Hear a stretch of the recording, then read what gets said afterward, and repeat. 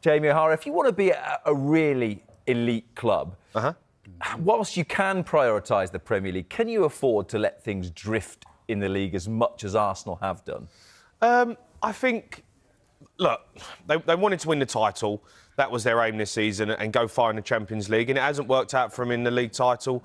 Liverpool have been too strong and they haven't been consistent enough. But, look, they've got a massive game against PSG. The mentality really is all about Champions League now. They want to win that game. You know, I thought they'd done all right in the first leg. Just, you know, PSG were a very, very good side. Look, it's not great preparation losing to Bournemouth. I thought Bournemouth played really well. But I think the mentality, you know, you're going to take your foot off the gas. Don't care what anyone says. You know, the title's over. That was their aim. They've got Champions League football. They're going to be there. You know, if Man City, you know, catch them and finish second, who really cares? For them, it was about winning, and they haven't won the title. So I think as a player, you do switch off a little bit. You do kind of tend to go and take the foot off the gas. It's all about the big one against PSG. That's what they care about. This game really was just in the way.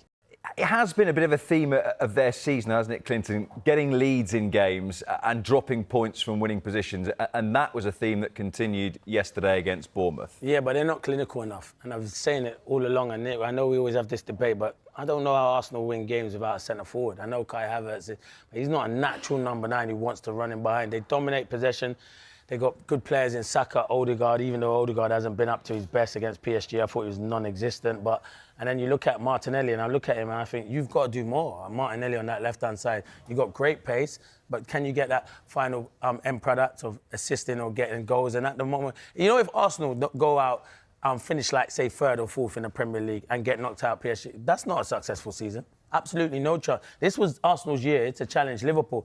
Man City and all the other big teams will come again next season. So it's going to be even harder for Arsenal. They just don't have enough, and they're not clinical enough, Rob. That's what I'd say about Arsenal. Play beautiful football, not clinical enough in the final third. It's going to be a kick in the teeth for Arsenal when they finish 3rd and Tottenham win the Europa League. I knew that was coming. And we've had a better season. Who had 12.08 on the sweepstake of Jamie O'Hara making a dig across North London. Top season now.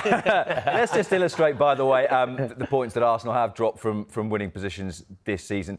To come back to you, Clinton, on what you said about it not being a successful season, if they finish below second, if they don't win the Champions League, is it too simplistic to say, given that it's been second the last 2 seasons, that they've maybe gone backwards a little bit? Yeah, this season I'd say they've gone backwards. Listen, the last 2 seasons they've been brilliant. They just were against a juggernaut in Man City. But this season, I think they've gone backwards. I think it was theirs for the taking at the beginning because we didn't know how Liverpool were going to be. As I say, credit to Liverpool. Arne Slot went in there and they've been first class. But I think Arsenal will be really disappointed. Then there was talk in January, can you go and get that centre-forward?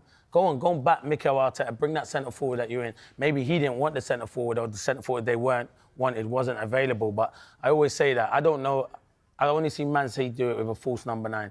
Teams can't win stuff without having a natural number 9. I know there's teams that people be shouting out a team.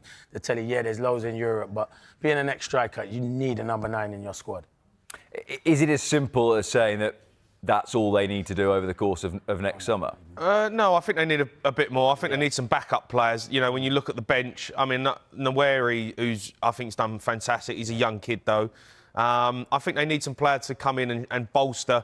You know, obviously, Partey was out the other night and had a massive problem. Yep. Thinking, who do we play there? Who steps in?